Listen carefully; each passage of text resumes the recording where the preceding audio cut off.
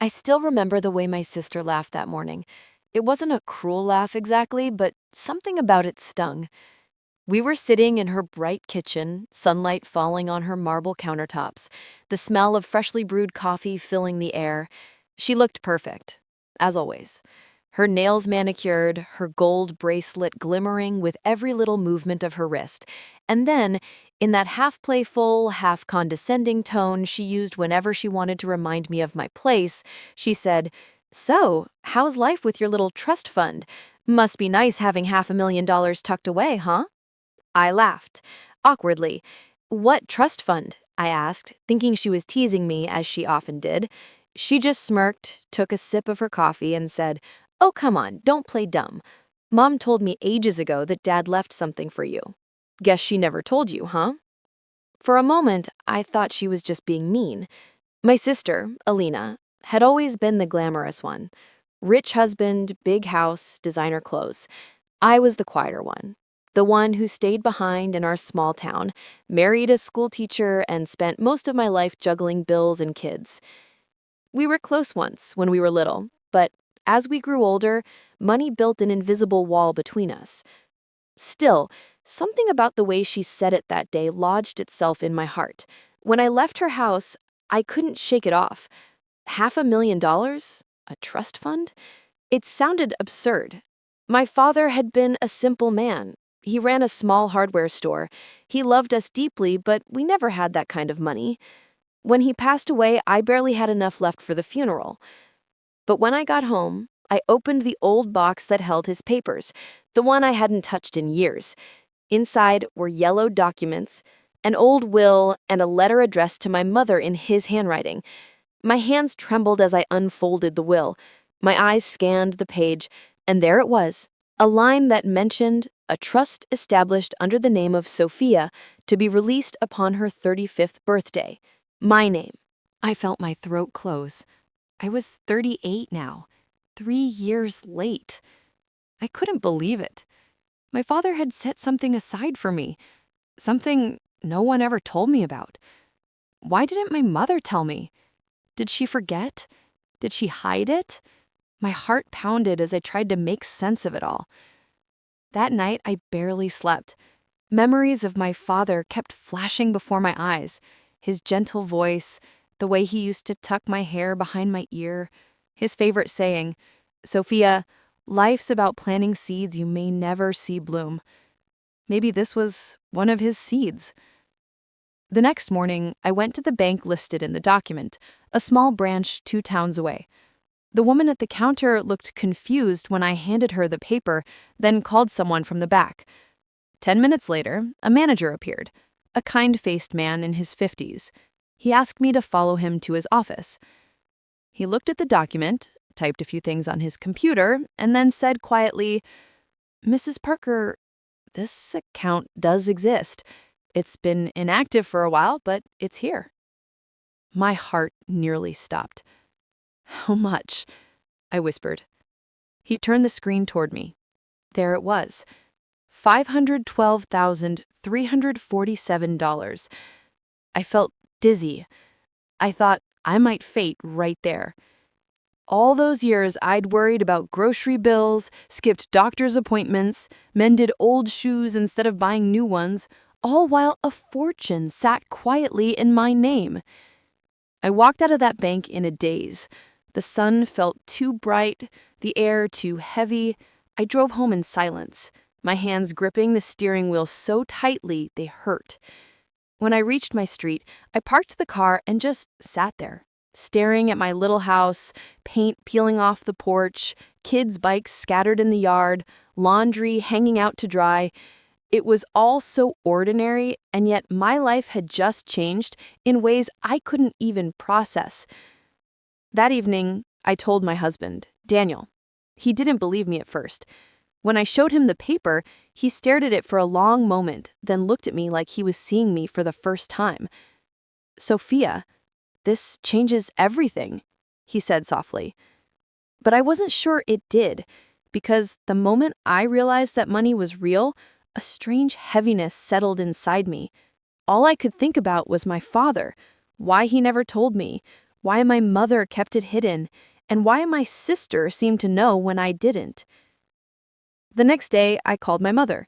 She's 70 now, living alone in her little cottage near the lake. Her voice sounded tired when she answered. "Mom," I said carefully, "did Dad leave something for me? A trust fund?" There was a long silence. Then I heard her sigh. "So you found out. Why didn't you tell me?" My voice cracked. "All these years I could have—" She cut me off. "Because it wasn't about the money, Sofia. Your father wanted you to have it when you were ready. He told me not to mention it until you needed it most." I didn't understand. Needed it? Mom, we've been struggling for years.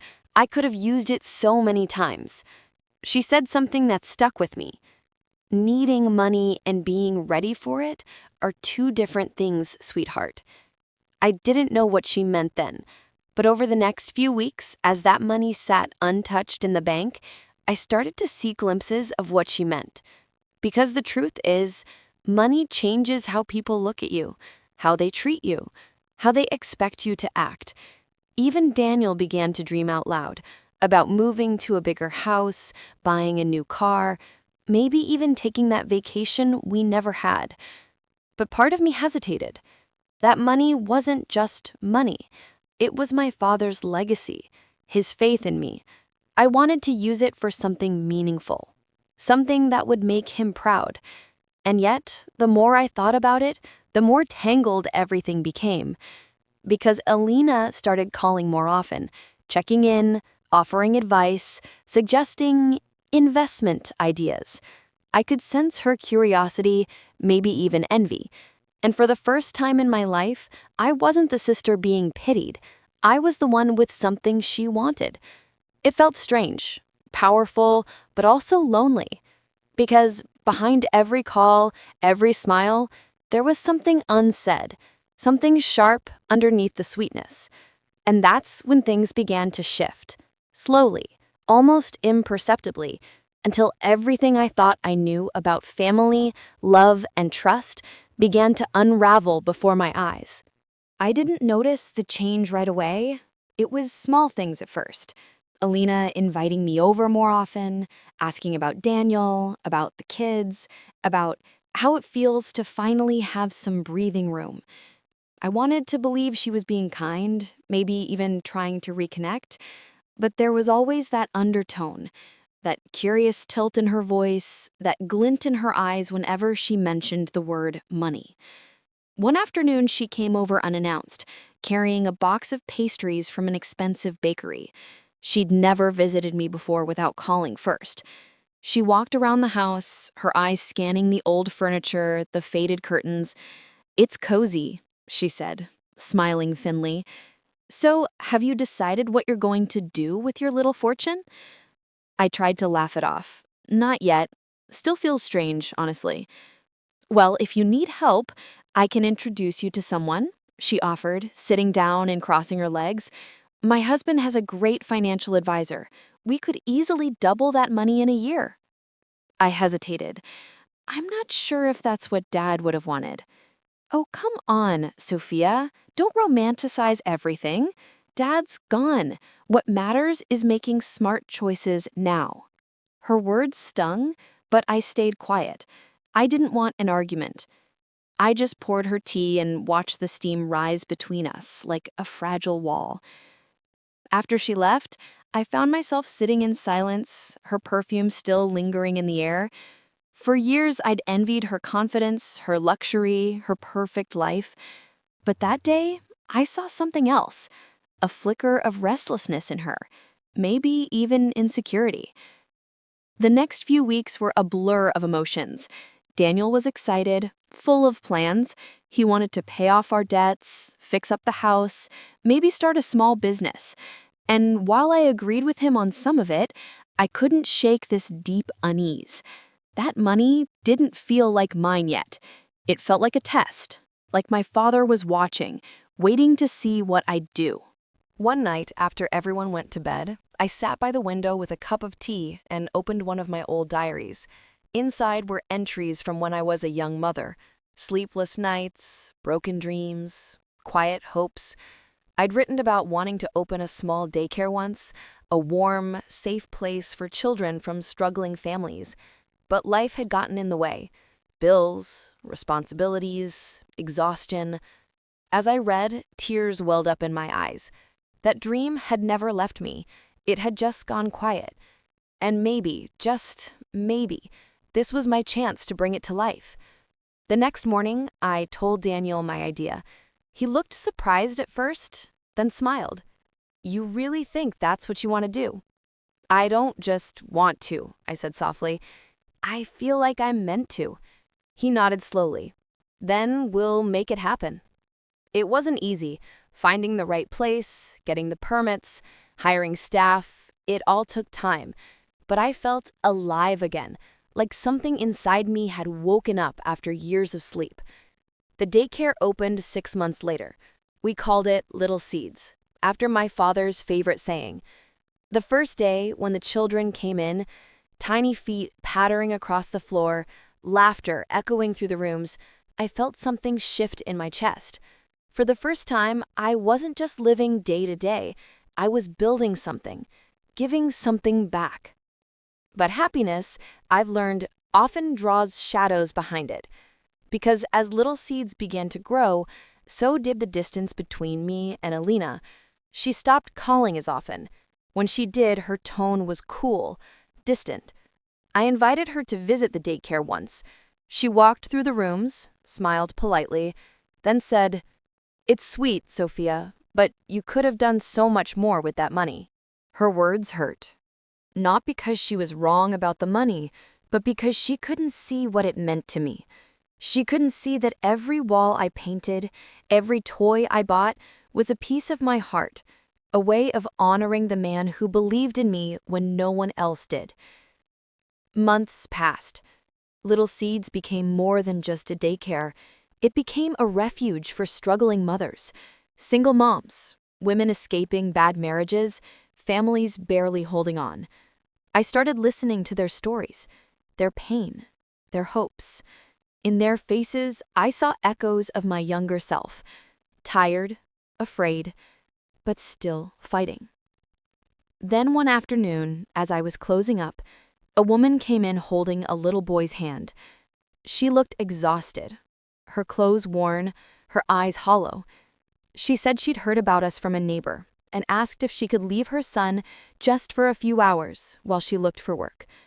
I said yes without hesitation. She broke down crying right there in front of me. I held her hand and told her it would be okay. But when she left, something inside me broke open. I realized this was why my father had left that money.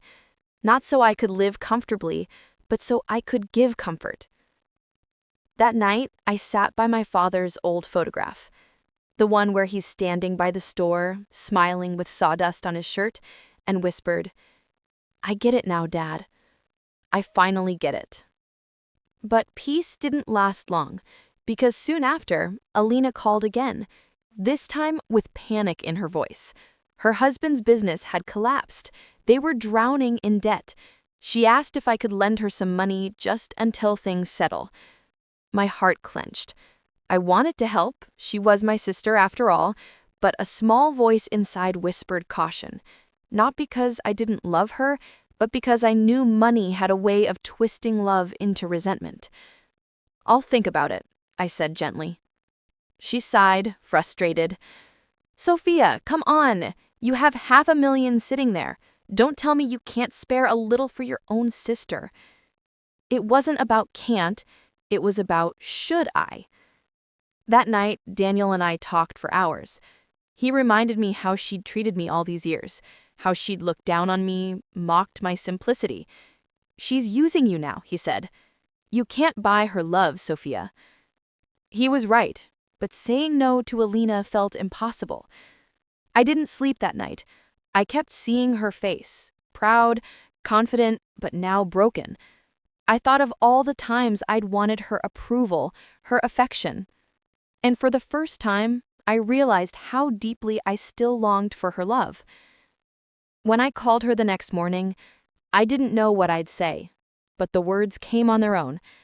Quiet, trembling, honest.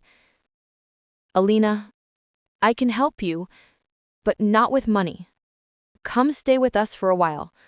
We'll figure it out together. She was silent for a long time. Then she said coldly, I don't need your charity, Sofia. The line went dead. I sat there, staring at my phone, feeling a strange emptiness inside. A mix of sadness, relief, and something like grief. Because in that moment, I knew I'd lost her. Not to debt or distance, but to pride. And yet I also knew that maybe this was another kind of test. Not about money this time, but about love, forgiveness, and letting go. For weeks after that call, Alina didn't speak to me. Her silence hung heavy, like a storm that refused to break. Every time my phone buzzed, I hoped it was her, that maybe she'd changed her mind. Maybe she'd realized I wasn't her enemy. But it never was. I told myself to let it go, to focus on the daycare, on my family, on the good things blooming around me. But late at night, when the house was quiet, I'd find myself staring at our old childhood photo, the one where she's holding my hand, both of us grinning with missing teeth, and I'd whisper, "Where did we lose each other, Alina?" Life, of course, doesn't pause for broken relationships. Little seeds kept growing. Parents started recommending us to others, and soon the small daycare turned into a community. Every morning, I was greeted with tiny hugs, laughter, and the occasional tantrum. But beneath the chaos, I found peace, the kind that comes from knowing you're doing exactly what you were meant to do. Daniel was proud of me.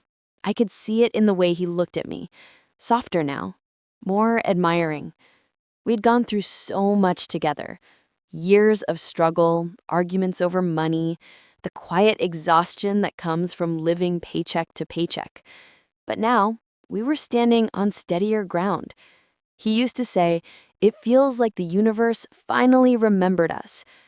And yet, even as life got better, a part of me stayed restless.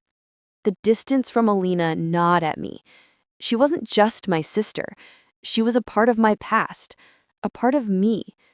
I'd lost my father years ago, and the thought of losing her too made something inside me ache. One evening, after closing up the daycare, I was sweeping the floor when a small hand tugged at my dress. It was Lily, one of the children. Her mother was running late, as usual. Lily looked up at me and asked, "Miss Sofia, do you have a sister?" I froze for a moment. "Yes," I said softly. "I do." "Do you play with her?" she asked, tilting her head innocently. I smiled sadly. "Not anymore." She frowned. "Why not? Sisters are supposed to play together." I didn't know what to say, so I just hugged her tightly, breathing in the scent of her strawberry shampoo. That night, I couldn't sleep. I kept hearing Lily's voice in my head. So pure, so simple. Sisters are supposed to play together. A few days later, I decided to drive to Alina's house. I hadn't told her I was coming. I just felt like I needed to see her, even if it meant she might turn me away. When I reached her neighborhood, I almost didn't recognize her house. The garden was overgrown, the front gate rusted, and the once proud mansion looked tired, defeated. I rang the bell twice before she opened the door. She looked thinner, paler. Her eyes, once sharp and confident, were now hollow, tired. For a moment, neither of us spoke. Then she said quietly, "What are you doing here?" I swallowed. "I just wanted to see you." She stepped aside reluctantly. Inside, the house was eerily quiet. Furniture covered in dust, stacks of unpaid bills on the counter. I could feel the weight of everything she'd lost. "I'm sorry," I said softly, "for how I sounded on the phone. I just didn't want money to come between us again." She sighed and sat down, rubbing her temples. You think I wanted it to? Sophia, I was desperate. Everything fell apart so fast. The business, the house, our marriage. I didn't know what else to do. Her voice broke on the last word. I walked over and took her hand. You could have just told me that. You don't have to face everything alone. She looked at me then, really looked at me, and for the first time in years, I saw my sister again. Not the woman who judged me or mocked me, but the girl who used to braid my hair and share her secrets under the covers. We talked for hours that night. About Dad, about Mom, about the things we never said when we should have. I told her about little seeds. I was jealous, she admitted at last.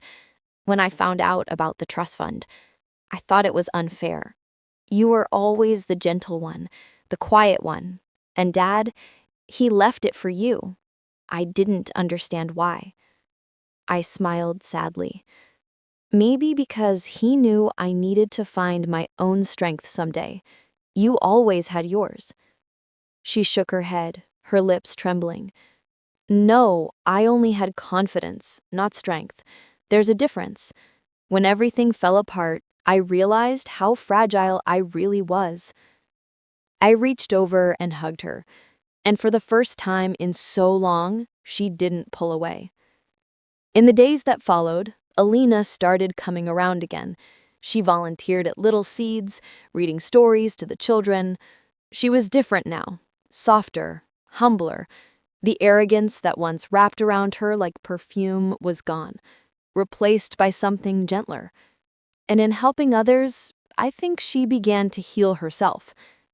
One afternoon, while watching the children play, she turned to me and said, "You know, Sophia, I finally understand what Dad meant about planting seeds. You've done something beautiful here." I smiled. We both have. You're part of it now, too. For the first time in years, I felt like we weren't competing. We were connected again, the ways sisters should be. Months passed in quiet peace. Alina found part-time work, rebuilt her life slowly, and even started smiling again. Mom came to visit one weekend, her eyes shining with pride as she watched us together. "Your father would be so proud of you both," she said, her voice trembling. I believed her. I could feel him with us, in every child's laughter, every warm meal shared, every little act of love that had grown out of that forgotten trust fund. But life, as always, has a way of testing your peace. It started with a letter, an official-looking envelope from the bank.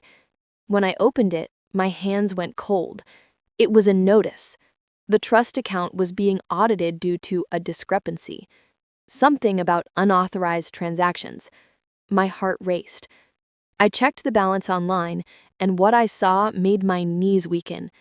A large portion of the money, nearly $200,000, was gone. I couldn't breathe. Who could have touched it? Daniel didn't have access. I hadn't made any major withdrawals. Panic set in like ice through my veins. I called the bank immediately. They said there had been several online transfers over the last few months, all authorized by someone using my credentials. I sat down, trembling, trying to make sense of it. Then it hit me. The only other person who'd ever used my computer recently was Alina. The thought hit me like a punch to the chest. I wanted to reject it immediately, to convince myself that I was wrong, that it couldn't be Alina. Not after everything we'd rebuilt. Not after the tears, the forgiveness, the laughter we'd started to share again. But no matter how hard I tried to reason it away, the timing, the access, the pattern, it all pointed toward her. I sat there on the couch, the letter trembling in my hands, my heart pounding so hard I could hear it in my ears. Daniel walked in and froze when he saw my face. "Sophia, what's wrong?" I handed him the paper. He read it quickly, his brow furrowing deeper with each line. "How is this possible? You haven't touched that account in months." I shook my head. My voice was barely a whisper. I think Alina might have." He stared at me for a moment, disbelief written all over his face. "Your sister?" "I don't know," I said quickly, as if saying it faster would make it less real. "Maybe it's a mistake. Maybe the bank got it wrong." Daniel didn't respond right away. He just exhaled slowly and sat beside me. "You should talk to her." The words filled me with dread. I didn't want to. I didn't want to see her face and search for guilt in her eyes. I didn't want to destroy what little we'd rebuilt. But I also knew I couldn't stay silent, not about something this big. That evening, I drove to her place again. She was outside, watering her small garden, a simple one she'd started since moving into a smaller rental house. She looked up and smiled when she saw me, but her smile faded when she noticed the envelope in my hand. "Everything okay?" I swallowed hard. "We need to talk." Inside, I placed the letter on her table. She read it, her expression unreadable. For a long moment, she said nothing. Then, softly, "You think I did this?" "I don't know what to think," I admitted, "but you're the only one who's used my computer recently. The bank said it was done through my account." She leaned back, crossing her arms. "So, you think I stole from you?" "Alina, please, I'm not accusing you. I just need to know what happened. That money wasn't just mine. It was Dad's gift, his trust. I've tried to honor that." Her eyes flashed with something sharp. Hurt. Anger. Maybe both. "You think I don't know that? You think I'd take from you? After everything?" I stayed quiet. She stood up suddenly, tears glinting in her eyes. "You've always seen me like that, haven't you? The spoiled one, the greedy one. I made one mistake in my life, marrying a man who cared more about his image than about me, and I've been paying for it ever since." "That's not what I think," I said softly. I need to know the truth." For a long time, she didn't move. Then her shoulders slumped. She turned away, her voice breaking. "It was me." The words hung in the air, heavy and unbearable. She sat back down, trembling. "I didn't mean to take that much. I just needed help. I told myself I'd pay it back before you noticed. I tried. I really did. But everything kept falling apart. The rent, the bills, the debts left from my ex-husband, they kept swallowing me whole." I felt my throat close. Tears blurred my vision, but I didn't say anything. "I was ashamed," she whispered. "You'd finally made something of yourself. Dad would have been proud of you. And I was still a mess. I couldn't ask you for help again. So I did it quietly. Told myself it wasn't stealing, just borrowing. I wanted to scream. I wanted to ask how she could betray me like that after everything. But when I looked at her, really looked, I saw not malice, but desperation. She looked small, broken, scared. And beneath all that, I saw my sister, the same girl who'd once shared her last piece of candy with me when we were little. "I would have helped you," I said quietly. "You didn't have to do this." "I know," she said through tears. "I know, but I didn't want to be the sister who needed saving again." I closed my eyes, trying to calm the storm inside me. Every part of me was torn between anger and compassion. "I have to go to the bank with me," I said finally. "We'll explain everything. We'll fix this. But you have to be honest." She nodded weakly. The next few days were unbearable. We went to the bank together. The investigation confirmed what we already knew.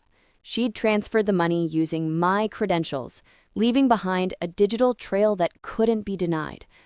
The bank agreed not to press charges since it was a family matter, but they froze the account until things were settled. When we got home, Alina broke down. "I don't deserve your forgiveness," she said. "I ruined everything." I stood there, watching her cry, and realized something. This wasn't just about the money. This was about years of resentment, pride, and unspoken pain between us. We'd both been carrying it, in different ways. I don't know if I can forgive you right now, I said honestly, but I don't want to lose you again, not like this. She nodded, tears streaming down her cheeks. I'll make it right, Sofia, I promise, somehow. And she tried, she really did. She picked up extra work, volunteered even more at Little Seeds, helped with the children, repaired toys, cleaned floors, anything to help me, to help the place she knew I loved. But the damage was done. The trust, not just the fund, but between us, had been fractured. Still, part of me couldn't help but admire her effort. Slowly, she began to rebuild herself. The kids adored her. The mothers at the daycare saw her kindness, her patience. And over time, something started to heal, not fully, but enough to remind me that people are more than their mistakes. One evening, as the sun dipped low, I found Alina sitting outside the daycare, watching the children chase bubbles. She looked peaceful for the first time in a long while. When she saw me, she smiled. You know, I used to think Dad loved you more, she said quietly. But now I think he just understood you more, and I envied that. I'm sorry for letting that jealousy guide me for so long. I sat beside her, my throat tightening. He loved us both, Alina, just in different ways. We sat there in silence for a while, watching the sky turn gold and pink. For the first time, it didn't feel like we were two sides of a broken story. It felt like we were finally part of the same one again. But life wasn't done testing us yet, because just when things began to find balance again, when hope started to feel safe, fate had one more twist waiting. It started with a phone call that would change everything again. It was a Sunday evening when the phone rang. I was in the kitchen, preparing dinner, humming softly as Daniel helped the kids with their homework in the living room. The smell of baked chicken filled the air, and for once, life felt calm, normal. When I picked up the phone and saw the number, my stomach tightened. It was the hospital. The voice on the other end was calm, but urgent. Mrs. Parker? Your sister, Alina, has been admitted. She collapsed at home earlier this evening. For a moment, I couldn't move. My whole body went cold. What happened? I managed to whisper. She's stable for now, but we need you to come as soon as possible. The next few hours felt like a blur. The drive to the hospital, the smell of antiseptic, the echo of hurried footsteps in the hallway. When I finally saw her, lying there with tubes and monitors surrounding her, I felt something inside me break. Her face looked pale, fragile, so different from the woman I'd always known, the one who carried herself with such pride. The doctor explained that it was exhaustion and stress combined with untreated anemia.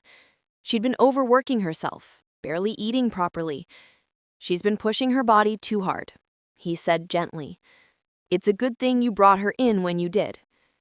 I sat beside her bed, holding her hand, tears silently falling. All the anger, the betrayal, the hurt, it all melted away in that sterile hospital room. None of it mattered anymore. All I wanted was for her to open her eyes and smile at me again. When she finally did, hours later, the first thing she said was, "You came." I laughed through my tears. Of course I came, silly. Where else would I be? She smiled weakly. You should have stayed angry longer. I would have deserved it. I tried, but you make it impossible. She chuckled softly, the sound faint, but warm. You always were too soft-hearted. I stayed with her for days. The daycare could run itself for a little while. The mothers and volunteers helped cover for me. Daniel brought food and clean clothes. Even Mom came, sitting quietly by Alina's bedside, knitting in the corner like she used to when we were kids. For the first time in years, we were all in the same room again, broken pieces of a family slowly finding their way back to each other. One afternoon, when Mom went to get coffee, Alina turned to me and said, "Do you think Dad would forgive me?" I reached for her hand. He already has. You just need to forgive yourself now. She nodded slowly, tears glistening in her eyes. I want to help you more with the daycare, not because I owe you, but because I love what you've built. I want to be part of something good again. And she did. When she recovered, she threw herself back into Little Seeds. But this time, it wasn't out of guilt or desperation. It was out of purpose. She started organizing small charity drives, arranging food for struggling mothers, even setting up weekend reading sessions for kids. Her laughter returned, quieter, humbler, but genuine. Watching her like that filled me with a peace I hadn't known in years. I used to think my father's gift was about money. Now I knew better. His real gift was this: the chance to mend what had been broken, to rebuild something beautiful from the ruins of pride and pain. One day, months later, we were preparing for our first charity event, a fundraiser for underprivileged children.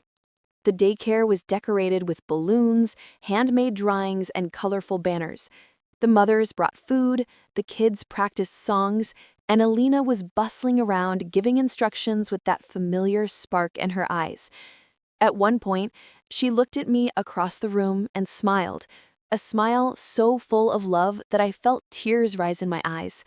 She walked over, brushed a strand of hair from my face, and said, "You know, Sofia, all my life I chased money thinking it would make me feel powerful. But this, seeing these kids smile, these mothers breathe easier, this is real wealth." I hugged her tightly. "You finally figured it out." She laughed. "Guess I was a slow learner." The event was a success. We raised enough to expand Little Seeds into a second branch. The local paper even did a small feature on us. 2 sisters turning inheritance into hope. Dad's photo hung proudly in the entrance, his smile frozen in time, as if he knew all along how the story would unfold. But the universe has a way of reminding you that happiness is fragile, that it must be cherished, not assumed. It happened late one evening, a few months later. Alina had gone to deliver some supplies to a nearby shelter. The rain was heavy that night, the kind that blurs everything into gray. I remember calling her to make sure she'd made it safely, but she didn't answer. An hour later, there was a knock on my door. When I opened it, 2 police officers stood there, their faces solemn. I knew before they spoke. The words felt like knives. "There was an accident, Mrs. Parker. A drunk driver ran a red light." I couldn't breathe. I felt the room spin, my knees giving out beneath me. Daniel caught me before I fell. The world became a blur of sounds. Sirens, crying, silence. When I saw her one last time at the hospital, she looked peaceful, almost as if she were sleeping. There was a small bruise on her temple, a faint cut on her cheek, but her lips were curved in the faintest smile. In her bag, they found a small envelope addressed to me. My hands shook as I opened it. Inside was a handwritten note, short and simple. "Sofia, I finally understand what Dad meant about planting seeds. Thank you for helping me find mine. If I don't make it back, promise me you'll keep growing what we started. For both of us. Love you always." I pressed the letter to my heart and sobbed until my whole body hurt. The funeral was small, quiet. Just family, a few friends, and the mothers from Little Seeds who came with flowers. I placed her favorite photo, the one of us as children, beside her casket. And as I stood there, I realized something. Forgiveness doesn't just heal others, it heals you. In the months that followed, I kept her promise. We expanded Little Seeds into 2 more towns. Every room we opened and every smile we saw felt like a piece of Alina still living on. And every morning when I unlock the doors and the children come running in, I whisper under my breath, "This is for you, Alina. For us. For Dad." Because in the end, the trust fund wasn't the real inheritance. The real inheritance was love. Imperfect, painful, but everlasting. After Alina's funeral, there was an emptiness in the house that no sound could fill. Even when the daycare was full of laughter and music, a part of me always felt quiet inside, like a room in my heart had been locked forever. Every time I passed by her favorite chair at the daycare, where she used to sit and braid the girls' hair or tell them stories about her childhood, I felt that ache rise again. But grief changes over time. It softens, reshapes itself into something gentler. It stops shouting and begins whispering. And in those whispers, I started hearing Alina. Not in some mystical way, but in moments. In the giggle of a child who reminded me of her, in the sound of rain on the roof, in the quiet peace of early mornings when I opened little seeds and smelled the faint scent of lavender she always wore. A few months later, I was sorting through the storage room of the daycare, trying to make space for new supplies. I found an old box labeled AS, Alina's initials. Inside, there were notebooks, sketches, and folders filled with her plans for expanding the daycare, ideas for new programs, and letters she had written but never sent. One of them was addressed to me again. It said, "Sofia, I know you'll probably roll your eyes reading this, but I wanted to write it anyway. If I'm not around, remember that the best thing about you isn't your strength, it's your heart. Don't ever let the world make it smaller. And promise me one thing. Live. Really live. Don't just survive for the kids or the daycare. Travel, laugh, love again. I want you to be happy." I sat there on the floor, surrounded by her handwriting, and cried. Because she knew me better than I knew myself. I had been moving on, yes, but only in the practical sense. Waking up, working, taking care of the children. I hadn't really lived since she left. I was existing, not experiencing. That letter changed something in me. Slowly, I began to say yes to life again. I started taking short trips with my family, simple ones, like driving out to the countryside on weekends or visiting the lake we used to go to as kids. The children would run barefoot in the grass, Daniel would make silly jokes, and for the first time in a long while, I found myself laughing without feeling guilty about it. The daycare kept growing, and soon we were invited to speak at a local women's empowerment conference. They wanted me to share how Little Seeds began. I stood on stage in front of hundreds of women, mothers, daughters, sisters, and told them our story. About my father's trust fund, about Alina, about forgiveness. There wasn't a dry eye in the room. And when I finished, a woman from the audience stood up and said, "Thank you. You made me call my sister again after 5 years of silence." That moment, that was when I realized that stories heal people. Just like my father's letter healed me and Alina's words guided me, our story was now helping others find their own light through the cracks of pain. After the event, a journalist approached me for an interview. A few weeks later, an article was published with the headline, "Two Sisters, One Legacy, Turning Grief into Growth."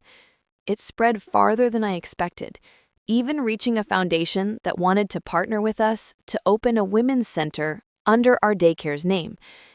We named it the Alina Home. It wasn't just a place for children, but for mothers who had nowhere else to go. Women who were rebuilding after divorce, loss, or abuse. Every wall of that building was painted in soft colors, filled with laughter, love, and second chances. And on the main wall, I hung the quote Alina had once said to me, "This is real wealth." Years passed. The kids grew older, Daniel's hair started turning gray at the sides, and I learned to live with peace instead of pain. But every anniversary of Alina's passing, I still went to the small lake we used to visit as kids. I'd bring a bouquet of lavender, her favorite, and sit quietly by the water, talking to her as if she were still right there beside me. One day, as I was sitting there, an elderly woman walked by and smiled. She said, "You look like you're remembering someone special." I smiled back. "Yes, my sister." She nodded knowingly. "You must have loved her very much." I did, I said softly. Still do. The woman sat beside me for a moment and said, "They say grief never really leaves us. It just changes shape so it can fit beside joy." Her words stayed with me, because she was right. Alina hadn't really left. She just changed shape. She was in every smile of the children, every grateful tear of a mother we helped, every sunrise that reminded me of new beginnings. Years later, when Daniel and I became grandparents, I found myself telling our granddaughter bedtime stories, not the usual fairy tales, but real ones, about love, forgiveness, and family, about two sisters who found each other again. One night she asked, "Grandma, what happened to your sister after she went to heaven?" I smiled through my tears and said, "She planted flowers there, and whenever you see a butterfly, that's her, checking in on us." The little girl giggled and said, "Then I saw her today. She flew right past my window." And just like that, the ache in my chest softened again. That night, I wrote one last letter, not to Alina this time, but to my father. "Dad, you were right. The money didn't make us rich. Love did. Thank you for trusting us with your legacy. I finally understand what you meant about seeds. They grow only when shared." I placed that letter beside his old photo in my home, and for the first time in my life, I felt complete. Because I had learned that wealth isn't about what's left in your bank account, it's about what's left in people's hearts when you're gone. After that night, something inside me shifted again. It wasn't sadness this time, it was peace. That rare kind of peace that comes when you stop searching for meaning and simply start living it. I began to notice the beauty in small, ordinary moments. The smell of freshly brewed coffee in the morning, the sound of Daniel softly whistling while reading the paper, the way the sunlight streamed through the curtains, painting golden lines across our dining table. Life had become gentler, slower, and I welcomed it with open arms. One afternoon, as I sat on the porch watching the children from Little Seeds chase each other across the playground, I saw a young woman standing at the gate. She looked hesitant, her eyes red as if she'd been crying. I walked over to her and asked softly, "Are you here to pick someone up?" She shook her head. "No, I don't know where else to go." Her name was Clara. She was in her 20s, a single mother who'd been evicted from her apartment after losing her job. She clutched her little boy tightly, his cheeks streaked with tears. I could see myself in her, the fear, the exhaustion, the quiet desperation of trying to stay strong for a child when your own world is falling apart. I led her inside, offered her a warm meal and a place to rest. That night, she and her son stayed in one of the small rooms at the Alina home. When she finally fell asleep, I sat outside the door for a long time, thinking about how many women walked this same path every day. Women who just needed someone to say, "You're not alone." Over the next few months, Clara became part of our family. She started helping at the daycare, reading to the children, organizing toys, even baking small treats for the mothers. Slowly, I watched her confidence return. She laughed again, her eyes brighter each day. One morning, she handed me a small envelope. She said, "This is for you," she said shyly. Inside was a letter. "Dear Sofia, I came to you with nothing, not even hope, but you gave me both. You didn't just feed me or shelter me, you made me believe in myself again. You and Alina built something sacred here, and I want to carry it forward. I've applied for a teaching course, and when I graduate, I want to work with children who come from homes like mine. Thank you for giving me a second life." I hugged her tightly, tears slipping down my cheeks. "You don't owe me anything, Clara," I whispered. "Just promise me you'll do for others what someone once did for you." That day, I realized that Alina's dream was no longer just a memory. It was alive, living and breathing in every woman who walked through those doors, in every child who found comfort within those walls. Our story had grown beyond us. It had become something bigger, a chain of kindness, each link connected by love and second chances. Years passed like gentle waves. Daniel and I eventually retired from the daily running of the daycare, passing it on to the younger women we had trained. Women who had once been our students, our volunteers, and our family. They took over with passion and purpose, giving Little Seeds a life of its own. I still visited often, sitting by the window and watching the children play.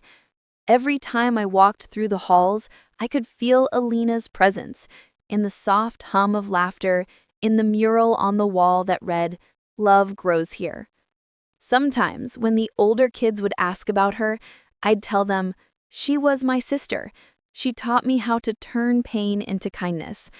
They'd listen wide-eyed, as if I were talking about some fairy godmother who had once blessed our little world. And in some way, she had. One summer afternoon, as I sat under the big oak tree outside the center, my granddaughter, now a teenager, joined me. She had that same curious sparkle in her eyes that Alina used to have. She was quiet for a while. Then she said, "Grandma, can I tell you something?" "Of course," I smiled. I've been thinking a lot about Aunt Alina. Even though I never met her, I feel like I know her. Like she's part of me somehow. I nodded, my heart swelling. She is, sweetheart. She's in your kindness, in the way you see people. That's her gift. It lives on through us.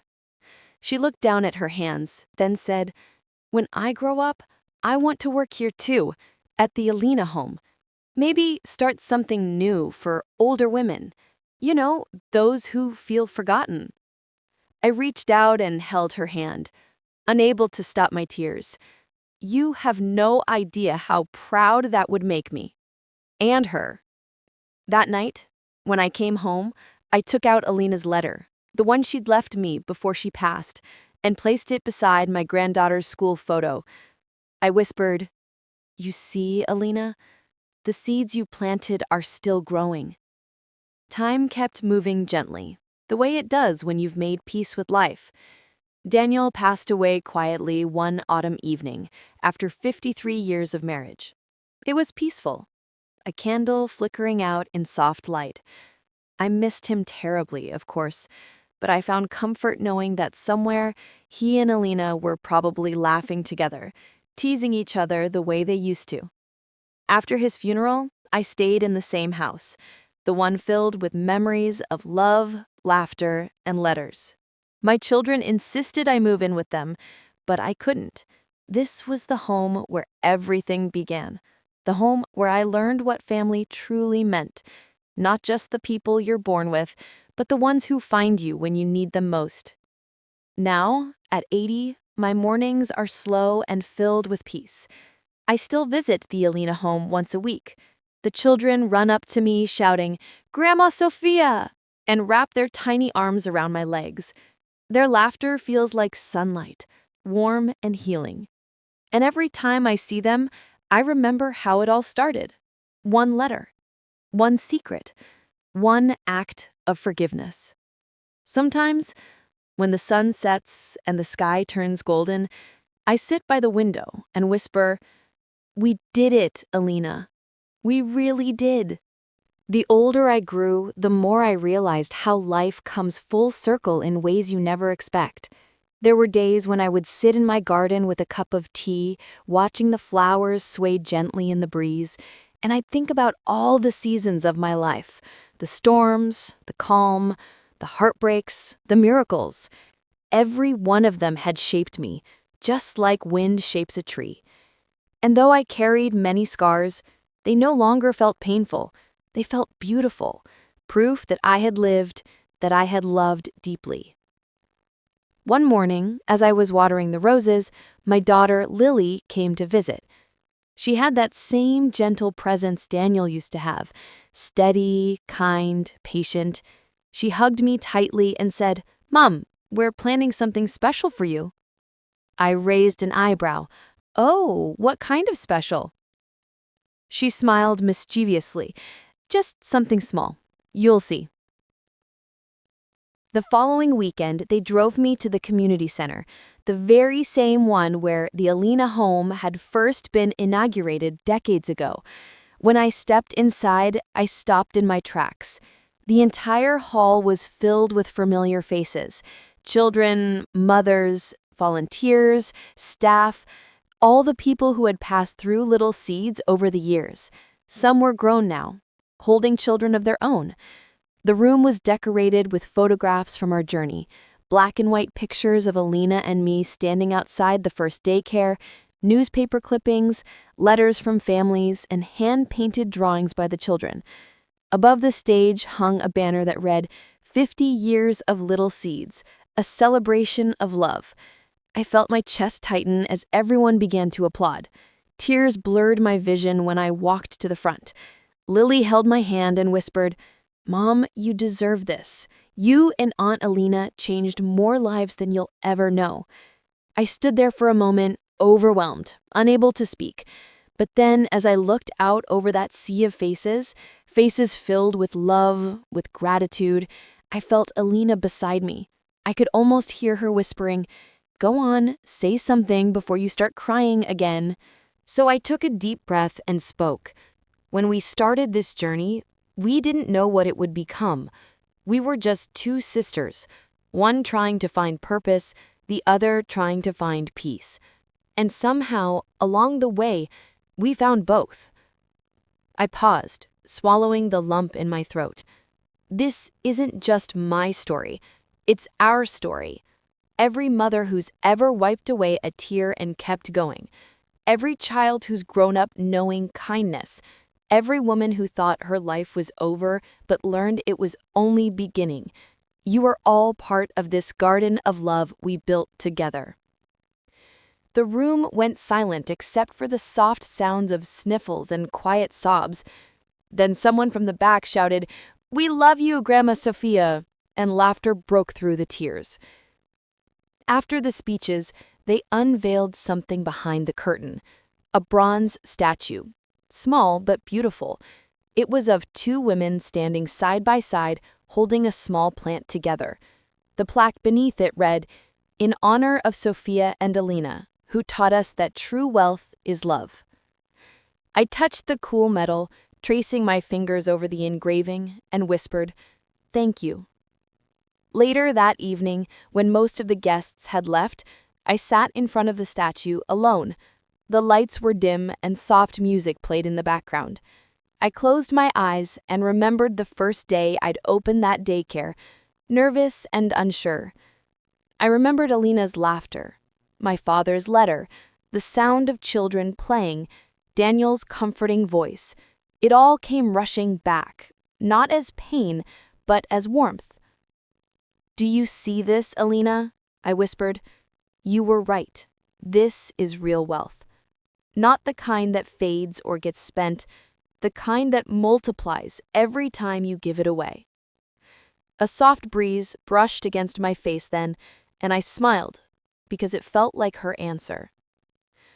The next morning, I woke up earlier than usual. The world outside was bathed in golden light. I made myself some tea, sat by the window, and watched the sun rise. There was a gentle peace in my heart, a quiet knowing that my time on this earth had been full. As days passed, I started writing again. Not letters this time, but a book. I wanted to leave behind our story, in my own words. Not for fame or attention, but for my grandchildren and theirs. I titled it, "The Garden My Sister Planted." It wasn't just a story of inheritance or money. It was about legacy, forgiveness, and the extraordinary power of love. Writing it brought back memories, some painful, some sweet. I wrote about our childhood, about the fights, the misunderstandings, the laughter that followed. I wrote about my father's wisdom, about the moment Alina fainted in the hospital, about that last letter she wrote. And as I typed the final sentence, "The richest hearts are the ones that know how to forgive," I felt something release inside me, as if I had finally said everything I needed to. Months later, the book was published locally. And to my surprise, it became something of a small sensation.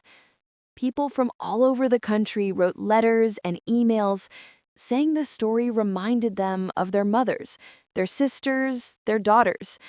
Some said it gave them courage to mend broken bonds. Others said it made them call someone they hadn't spoken to in years. I realized then that even after all this time, the story still had work to do. It was still healing people, just as it once healed us. Every evening, I still light a candle by the photo of my father and Alina. It's my quiet ritual, my way of saying thank you. Thank you for the love, the lessons, the laughter, the pain that made me stronger. And on nights when the house is silent, I sometimes hear faint laughter, Alina's, soft and familiar, drifting through the halls like a memory refusing to fade. Sometimes at night, when the laughter echoes faintly in the stillness of my home, I find myself talking back. I miss you too, I whisper into the quiet. But don't worry, I'm okay now. And I truly am. Old age has a strange gentleness about it, like time itself starts holding your hand. The things that once felt urgent now seem small, and the moments you once overlooked become the ones you cherish most. A shared meal, an old song, the laughter of grandchildren in the backyard. These are the real riches of life. Every morning, I sit by my window with my tea and look out at the little path that leads to the Alina home. It's not far from here, just across the garden, surrounded by wildflowers and trees that have grown tall over the years. The children's laughter drifts through the air, mingling with the chirping of birds. Sometimes I see Clara, now the director, walking with new volunteers, showing them around. She always waves when she spots me, and I wave back, my heart swelling with pride. Who would have thought that something born from a family's pain would become a home for hundreds?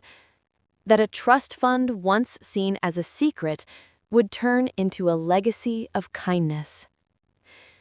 I often think about my father, about the wisdom it took to see beyond money. Maybe he knew that the two of us, Alina and I, would find our way only through something bigger than ourselves. Maybe he wanted us to learn that forgiveness, when watered with love, grows into something eternal. On my 82nd birthday, they organized a small gathering at the daycare. The children had baked cupcakes, uneven, colorful, sweet, and the women had prepared a simple meal. When they brought out the cake, I laughed.